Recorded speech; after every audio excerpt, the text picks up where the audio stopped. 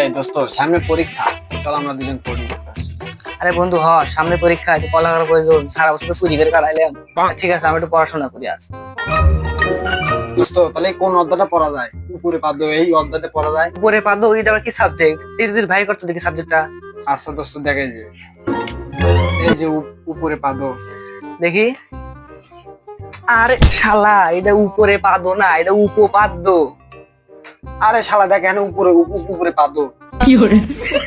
উপপাদ্য কোনথায় এলো? উপরে পাদ্য এই তো লেখা আছে, তুই দোস্ত দেখ। আরে শালা, এই দেখ, আমাতে বানাম কর তুই। অসু অসু প প উপ উপ প আকারে পা পায়ের পা উপপা উপরে পাদ্য। উপপাদ্য। আবার আবার আবার দেখ। অসু অসু প প উপ উপ প আকারে পা উপরে পাদ্য। আবার কারে শালা, এটা উপপাদ্য, উপপাদ্য না। আরে বেটা, এর উপরে পাদ্য। আবার কি উপরে পাদ্য? এটা উপপাদ্য। ওই উপরে পাদ্য। পুরো শালা পড়ালেখাটা।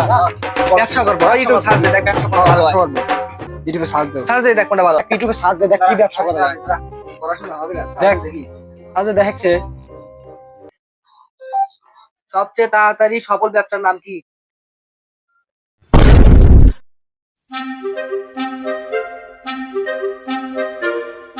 দর্শক বন্ধুরা, আপনি হয়তো নিশ্চয়ই ভাবছেন আমি কেন ঝোপে যারে এই গাছের মধ্যে ঘুরপাক খাচ্ছি। কারণ আমাদের বাংলাদেশে একজন সফল ব্যবসায়ী, যিনি একটা ঠান্ডা ধরে আজ কোটিপতি। তাই আমি একটু চেষ্টা করলাম ঝোপে যারে হাতে যদি ধরতে পারি তা আমি কোটিপতি হতে পারি। তাহলে আমি আপনাদের সাথে পরিচয় করে দেবো সেই সফল ব্যবসায়ী। ইনি সফল ব্যবসায়ী, যিনি একটা ঠান্ডা ধরে আজ কোটিপতি। তো ভাই, আপনি এই ঠান্ডা কিভাবে ধরলেন এবং কিভাবে আপনি ধরে আপনি পরিচালনা করলেন? এটা অনেক বড় গল্প, কিন্তু তাও আমি একটু ছোট করে বলছি। আমি অনেক কষ্ট করে খালে বিলে জলে জঙ্গলে অনেক ঘোরাফেরা করে অনেক কষ্ট করে আমি একটা ঠান্ডা ধরে আজকে আমি এই পর্যায়ে আসতে পেরেছি। কিরে ভাই, মিথ্যা তো হচ্ছিস কে? ওই শান্ত আমাদের টয়লেটের পাশে শুয়েছিল, ওটা ধরে কিনা তোর মুখে গু হয়েছে, মনে নাই?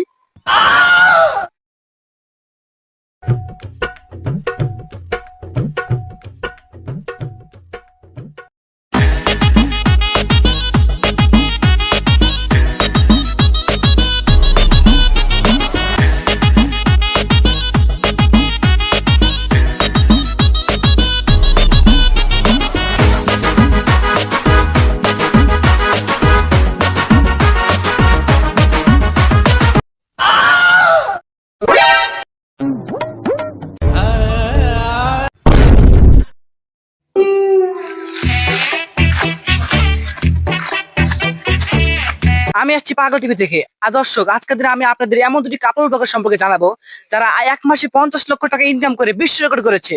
আর তারা আর কেউ নয়, আমাদের বাংলাদেশের। এরাই হচ্ছে আমাদের বাংলাদেশের সফল কাপড় ব্লগার।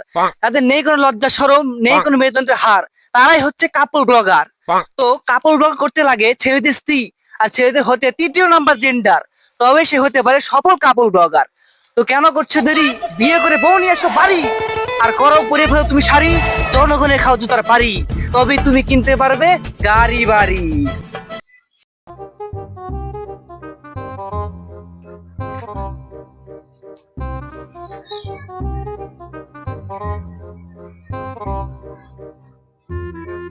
আব্বা,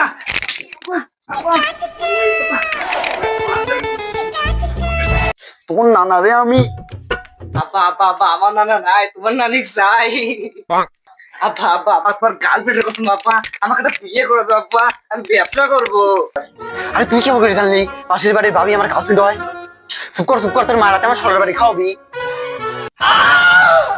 আব্বা, আব্বা, আব্বা, আমার খালু, আব্বা, আব্বা, আমাকে একটা বিয়ে করে দাও আব্বা, আব্বা, আব্বা। তুই কাক খালু কস? আরে শালা, সে তো মান সম্মান খায় থাকলো। ওট ওট ওট, পাদরা লাগবে না, তুমি বিয়ে করা দেবো না। সত্যি আব্বা, আমাকে বিয়ে করে দিবে?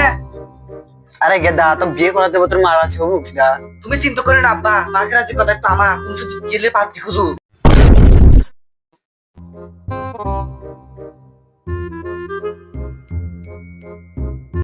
যার মার না খালি আমার দিন শুরু হয় না, আমার মা তার হলার বাড়ি দাবুন না খালি আমার দিন শুরু হয় না, আমার মা যে আমাকে বিয়ে করা দিবসে, আমার মা, তাই না মা?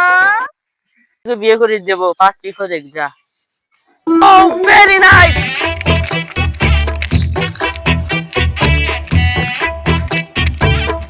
এই, গাড়ি বের কর।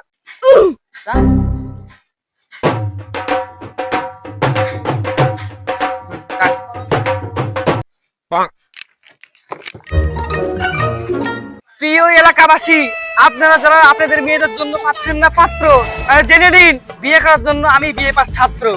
যে মেয়েরা বাড়িতে থালা বসে ধুতে হচ্ছে না অভক্ত, তাদেরকে আমাকে বিয়ে করে বাড়ি লাখো ভক্ত। দাঁড়াও দাঁড়াও দাঁড়াও, তোমার সাথে আমার মেয়ে বিয়ে দেবো। সত্যি আপনি মেয়ের সাথে আমাকে বিয়ে দিবেন? হ্যাঁ বাবা, আমার মেয়ের সাথে তোমার বিয়ে দেবো। আজ থেকে আমি তোমার শ্বশুর হলাম। আর শ্বশুর তার মেয়ের সাথে আমাকে বিয়ে দিবে? আমার শ্বশুর আমার শ্বশুর না, শ্বশুর আমার হুমুন্দির